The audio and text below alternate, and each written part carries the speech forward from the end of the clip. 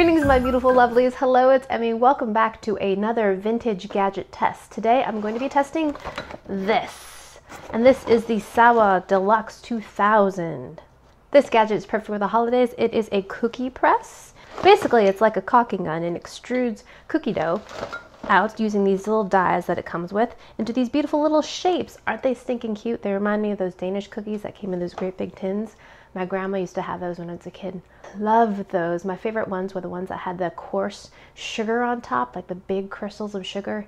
Yes, I found some of that, so I'm going to try to replicate that on some of these cookies. So what's supposed to be cool about this gadget is once you have the chamber filled with dough, you should be able to stamp out cookies very, very quickly. I found this at a thrift store for $2.99. If you're into these vintage gadgets, be sure to check out the playlist where I test out a bunch of other old-fashioned gadgetry. All right, let's get back to the Sawa. This was made in Sweden, and from what I can gather, this was made in the 1960s or 1970s. It comes with a meringue star maker and some of these little piping tip attachments, which you would add to this, and a little injector tube so you could fill cream puffs. This is another meringue die. What I'm going to be experimenting with today are these, and these are what you can make. Isn't that wonderful? This is my favorite page, and it shows you what the dies make. So this booklet also includes lots of recipes. I'm going to make the first one, and this is the Strasbourg cookies. So let me walk you through the steps of making the dough. You're going to take your butter and place it into a bowl and beat it until it's nice and soft. And then you're going to add your powdered sugar very, very gradually. Lastly, you're going to add your flour and work this until it becomes a pliable dough. And then you're going to press it while the dough is at room temperature. You can make it ahead of time, but make sure you warm it to room temperature before you press, because the dough will be too hard straight out of the refrigerator to come out of the stamper. Okay, so let's lock and load here. You can place your die two different ways depending on how thick you want your cookies. I want a nice thick cookie, so I'm going to place it this way. Place that in there. Then we're going to place our pre-made dough, place it into the chamber. So we're going to turn this and pull this all the way up.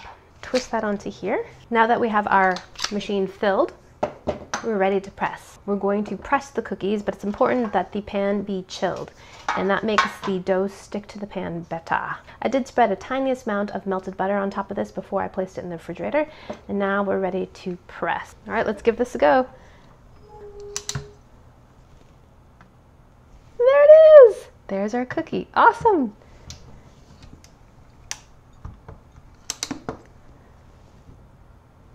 And it works great. This is super fast and easy. So it's not coming out quite as cleanly as I would like, and maybe that's something to do with the die.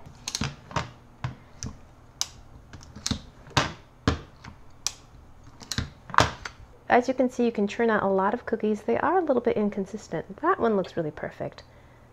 These ones look a little bit fat. Before we bake these, I'm going to put a few sprinkles on there. Just a little bit of egg white to this, and I'm going to add this really big crystally sugar. Love this. This is stuff of my childhood. I'm going to put some rainbow sprinkles.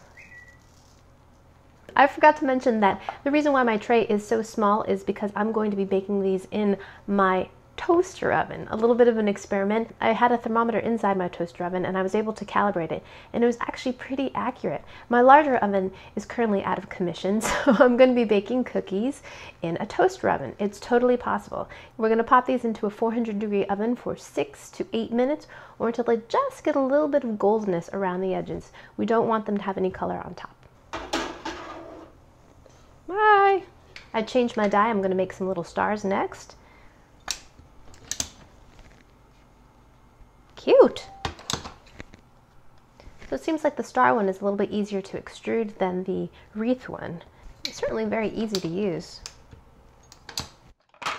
Okay, great. So since it's the holidays and it's cookie baking season, I thought I'd also share with you this gadget. And this is another cookie press that I found. It's made by Hamilton Beach, and of course it's Sesame Street themed. I bought this at my thrift store for $3.99. And this one is battery operated. Same idea. You're going to have a chamber and you're going to fill it with cookie dough, and then you extrude it out. This time you're going to squeeze a button. This one you can make Cookie Monster, Big Bird, Elmo, some hearts, numbers, letters, Christmas trees, very cute kit, and my boys were interested in making, of course, the Sesame Street characters. So we used the Cookie Monster recipe. In a large bowl, we're going to place our butter and our shortening. We're going to cream this together until it's light and fluffy. I mentioned myself. Good work, buddy. How's it feel? Heavy. Yeah. And then we're going to gradually add our sugar and continue to beat this for about 5 minutes until, again, everything is nice and light and fluffy. Next, we're going to add our egg and our vanilla. It looks kind of like yogurt. It does kind of look like yogurt. Oh, like when you put maple syrup in your yogurt, you mean? Yeah. Yeah. In a separate bowl, we're going to combine our flour, our baking powder, and salt. Mix this together, and then we're going to add this flour mixture to our butter mixture in 3 increments. So then we took the dough and divided into 3 different bowls, and we dyed them red, blue, and yellow. Now is the fun part. We're going to extrude while the dough is at room temperature. We're going to put the dye that we want at the end of the chamber, and then we're going to fill the tube with whatever color is appropriate for our dye.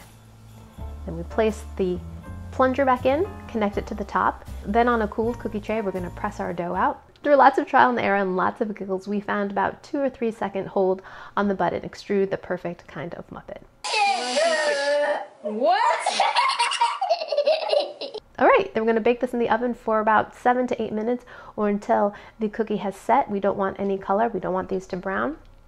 And then pull them out and allow them to cool before consuming.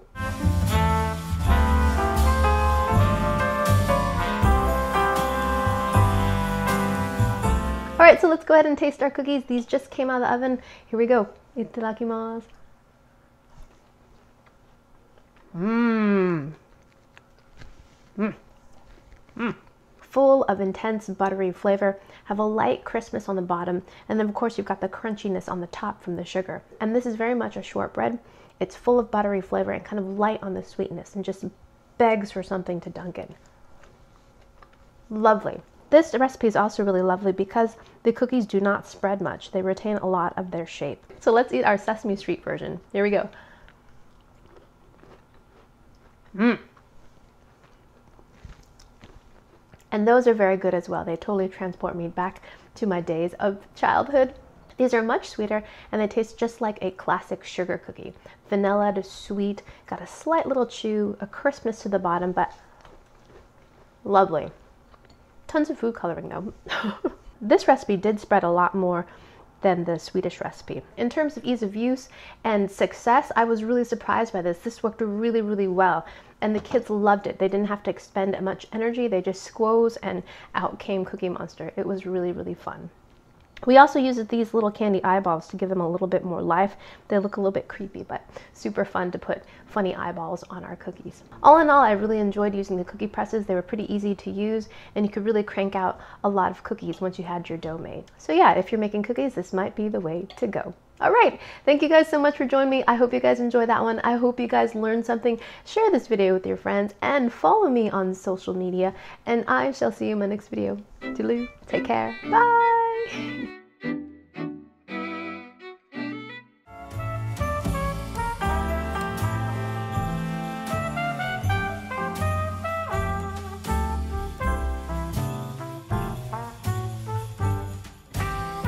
Take care. Bye.